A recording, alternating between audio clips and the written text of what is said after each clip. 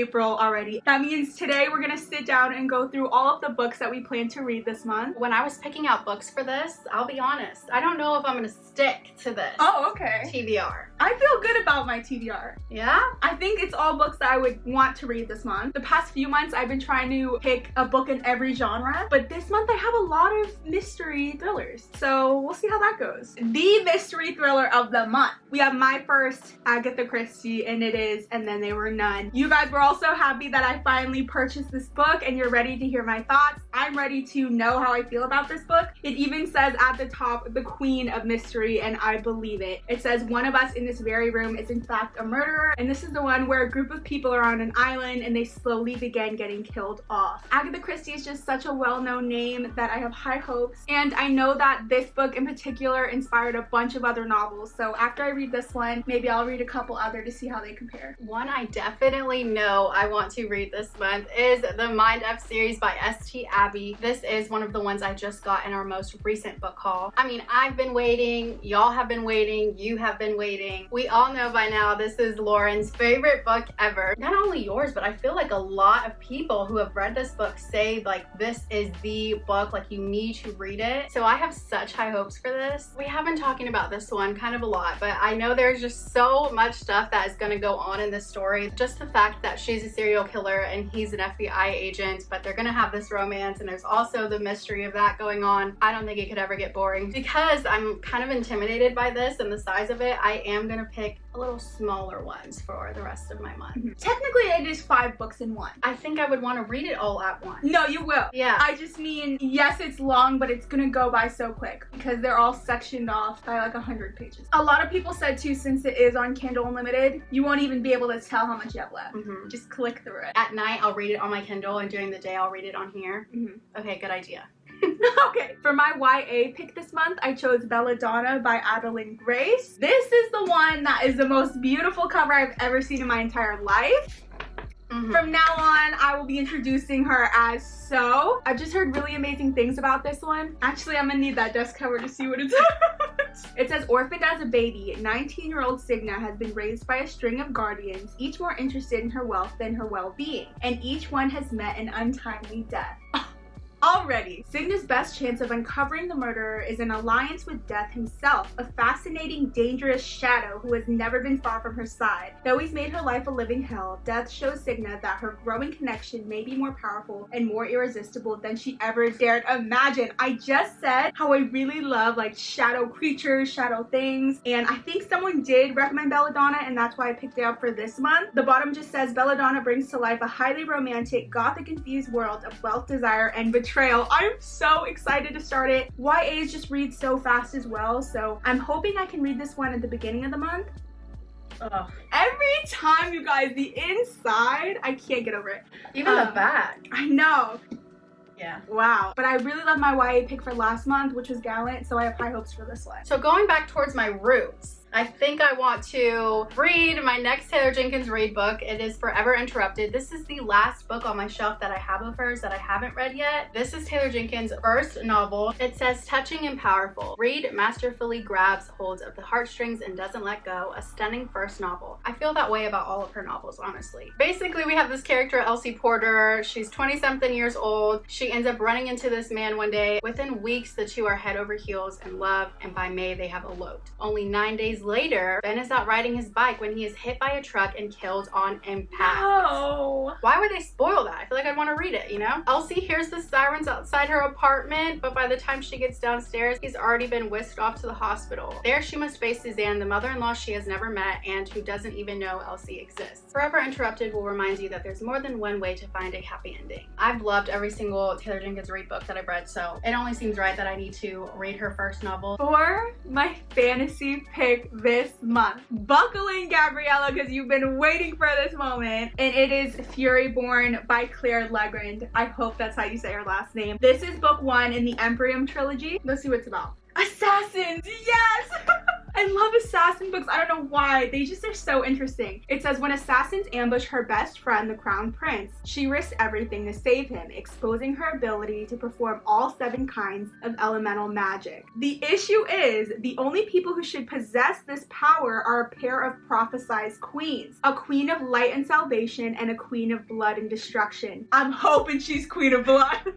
To prove she's a sun queen, she must endure 7 trials to test her magic. If she fails, she will be executed unless the trials kill her first. Ooh. This is so up my alley that I can't believe I've waited this long to start it. I think it's the size. The size always gets me in fantasy books. Also, I'm in the middle of so many right now that I never really want to start them, but it is one that I've wanted to have read this year. It says the world will fall, 2 queens will rise. It says it follows 2 young women centuries apart who hold the power to save their world or doom it. I'm ready, you guys. You'll hear me talk about this later on. There's 3 books in the series, I believe, and I own all 3. I'm ready to get started. I'm going to read Twisted Games by Anna Wong. Let me explain myself to you and to you. We read Twisted Love, didn't love it, and we've just kind of been like done with the series before even really truly giving it a chance. And I do feel bad about that. Everybody has said you got to keep going. We knew already going into it that the first one wasn't going to be good, and I want to keep going just so I know how I truly feel about this series. A lot of you guys also did say though to skip book 2 and go into book 3 and 4, but I personally just don't want to do that. Can't do that. I know this is a bodyguard romance, which I do really like, so there's that, but I also liked Brother's Best Friend, and that didn't deliver. Right. Stoic, broody, and arrogant elite bodyguard Reese Larson has 2 roles. 1, protect his clients at all costs, and 2, do not become emotionally involved ever. And he has never once been tempted to break those roles until her. I think that sounds really cute. We did get introduced to these characters in Twisted Love. I really hope I like this because I want to continue on with the series. I'm glad you're at least reading it so you can let me know. Yeah. Do I even waste my time? Right. Or should I go to book 3 and 4? Circling back to mystery thrillers, the next one I have on my list is Elisa Jewell book, The Night She Disappeared. You just read Elisa Jewell book last month, loved it. This will be my first one of hers. It has good reviews on Goodreads, so I do have high expectations. This is the story of the 2 kids disappearing after partying at a massive country estate. And then 1 year after the case runs cold, a writer moves into a cottage on the edge of the woods that border the same estate where the couple disappeared. And she stumbles upon a mysterious note that says, "Dig here." And she thinks this could be a clue to the young couple's disappearance. So she's finding a bunch of clues, piecing it together, and trying to figure out what happened to this couple. I'm really interested in what you think about it because I know with the one I read, it was kind of like you already know what's going on. So I want to know like if that's just how her writing is done and if that's going to be the same thing for that book. I'm kind of hoping we figure it out with her. But it's been a while since I've read just like a true mystery thriller, so I'm ready to get into it, and hopefully I love this author because I already own another book of hers. The mystery thriller I picked for this month is The Housemaid's Secret. In our March reading sprint, so many of you guys were reading Frida McFadden books. I kind of felt left out. Like I wanted to change my book in the middle of our sprint. The first one did end kind of in like a shocking way that has me really excited to read this one and see how things are going to go down, and I can't wait to continue on with the story. This next one, I actually don't even know if it's a mystery thriller because I can never tell with this author,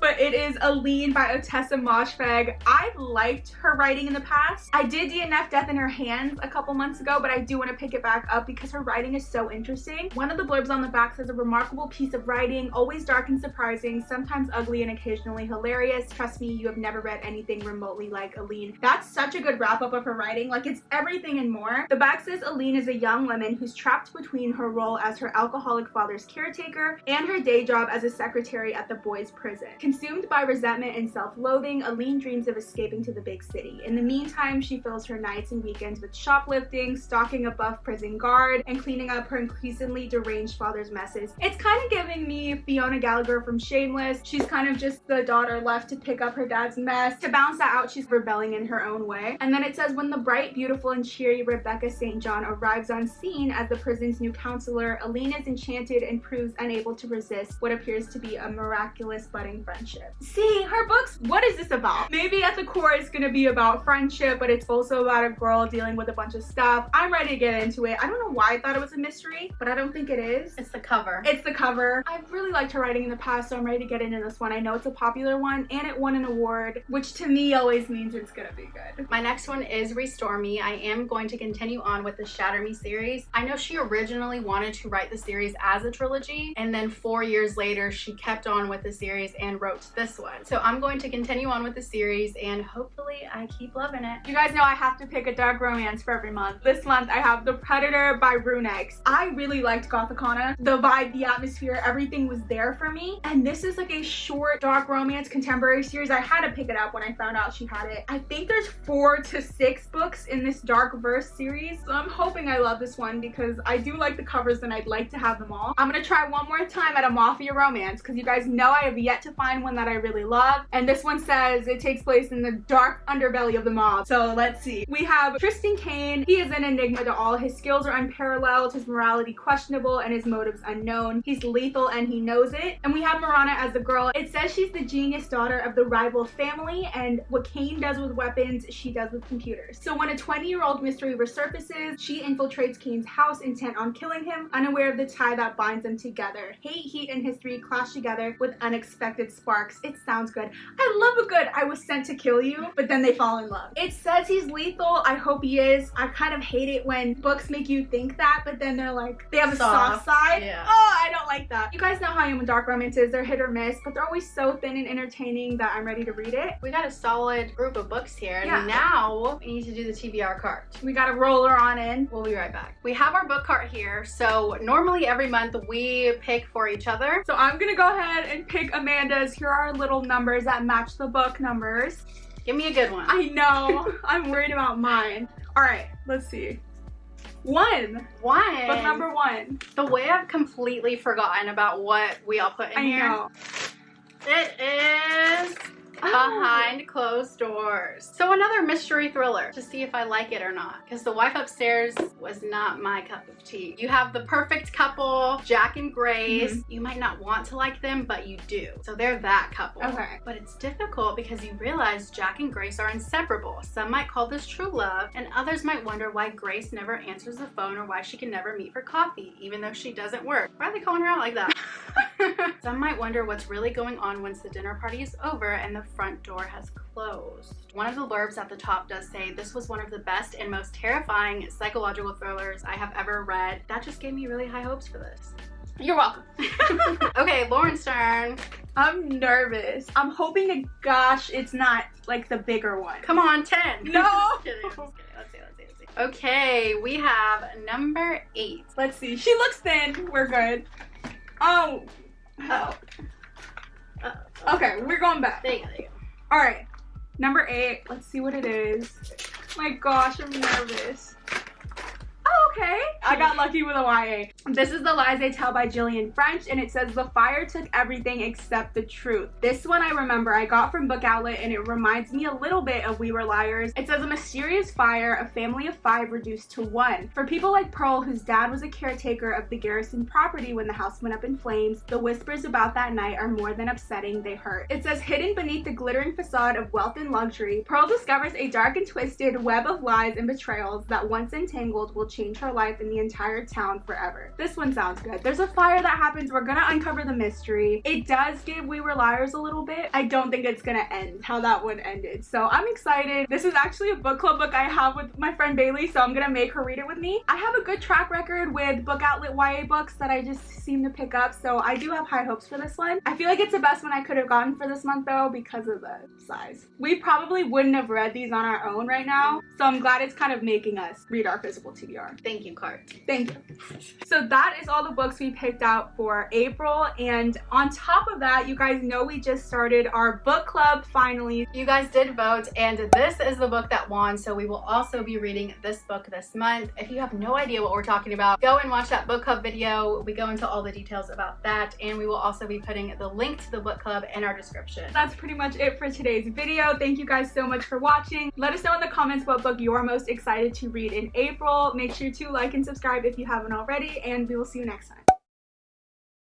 On a rainy New Year's Day, she heads out to pick up, why do I need to read that? A pizza for one. No, don't even read that. I don't need to read that. On a rainy day, she has to pick up a pizza for one. I am finally going to read Furyborn by Claire Legrand. Legrand? Oh no. Legrand. Legrand. Legrand? Legrand. I hope. Legrand, yeah. Legrand. I'm on a lead. That's a good song. I know. It gives me the perks of being a wallflower. So this is The Lies They Tell by Gillian French. Why do I always say this name's Gillian, you guys, when the name's Jillian? I don't know a Gillian. This is The Lies They Tell by Gillian French. It says Gillian, right? Yeah. Okay. Last time. This is The Lies They Tell by Gillian French. This is The Lies They Tell by Gillian French, and it says... Okay, last time. Okay. This is The Lies They Tell by Gillian... Yeah? Jillian. Yes. Here we go. Okay. This one I remember I got from BookOutlet, and it reminds me a little bit of We Were Liars, but don't worry because... Don't worry. Okay. Good ones. I hope. I mean, Good night. we're gonna wheel her out of the way. One moment. Oh! Goodbye. She don't smooth right. She what? What? Oh my god.